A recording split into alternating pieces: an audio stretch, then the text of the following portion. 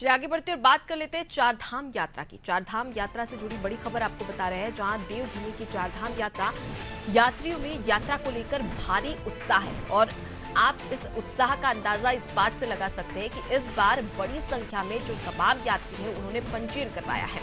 पिछले साल से इस साल ज्यादा पंजीयन हुआ है। केदारनाथ की यात्रा को लेकर खासा उत्साह तमाम जो श्रद्धालु हैं, यात्रीगण हैं, उनमें देखने को मिल रहा है। चलिए इसी खबर पर ज्यादा जानकारी ले लेते हैं। हमारे साथ में सोनू लगातार जुड़े हुए हैं। सोनू, जिस प्रकार से पंजीयन किए जा रहे हैं बड़ी संख्या में, इससे अंदाजा लगा सकते हैं कि पिछली बार के सारे रिकॉर्ड इस बार टूटने वाले हैं। देखिए, जिस उत्साह को की आप बात कर रहे हैं, जैसे जो श्रद्धालु हैं जो बाबा केदारनाथ के बद्री विशाल जी के दर्शन करना चाहते हैं, जब से ही एक रोज पहले भी हमने इससे जुड़े पहलुओं से जो अपडेट थे वो हमने अपने दर्शकों को तक पहुंचाए।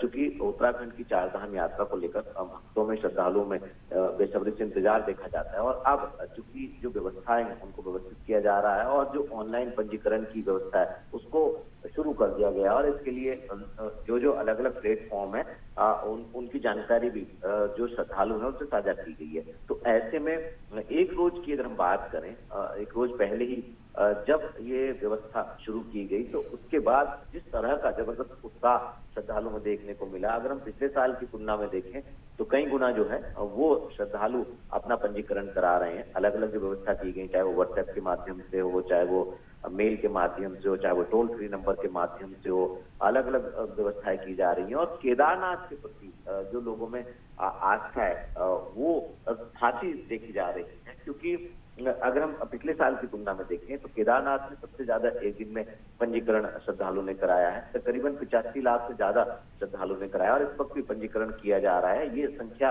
इस वक्त और ज्यादा हो गई होगी। तो ऐसे में आप समझ सकते हैं कि उत्तराखंड की चार धाम यात्रा को लेकर के श्रद्धालुओं में किस तरीके का उत्साह है, किस तरह से लोग इंतजार करते हैं। और अब जब एक दिन में 2.5 लाख से ज्यादा श्रद्धालु जो हैं वो अपना पंजीकरण कराते हैं उत्तराखंड के, चाहे वो केदारनाथ धाम हो, चाहे वो बद्रीनाथ धाम हो, चाहे वो गंगोत्री धाम हो, चाहे वो यमुनोत्री धाम हो, या चाहे फिर हेमकुंड साहिब धाम हो। ये सभी ऐसे तीर्थ स्थल हैं, सभी ऐसे धार्मिक स्थल हैं जिनको लेकर के लोगों में खासा उत्साह देखा जा रहा है। और इसके लिए जो पर्यटन विभाग है, जो संबंधित विभागीय अधिकारी हैं, उन्होंने व्यवस्था की है। अलग अलग काउंटर बनाए गए हैं, अलग अलग व्यवस्था के तहत अधिकारी कर्मचारियों को जिम्मेदारी सौंपी गई है और सभी अधिकारी और कर्मचारी अपनी जिम्मेदारी का निर्वहन कर रहे हैं। जी, तो बिल्कुल यात्रियों को किसी प्रकार की असुविधा ना हो, सुविधा मिल सके, इसके लिए प्रशासन पूरी तरीके से मुस्तैदी से कार्य कर रहा है। फिलहाल के लिए बहुत शुक्रिया सोनू, तमाम जानकारी हम तक पहुंचाने के लिए। तो देखिए, चार धाम यात्रा से जुड़ी बड़ी जानकारी हम आप तक पहुंचा रहे हैं, जहां पर इस बार आपको बता दें कि चार धाम यात्रा में पिछली बार की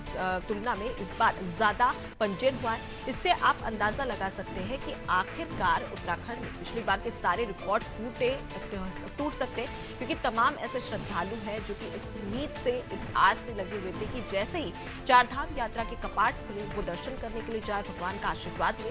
और इसी के तहत अब प्रशासन पूरी तरीके से मुस्तैदी से काम करता हुआ नजर आ रहा है।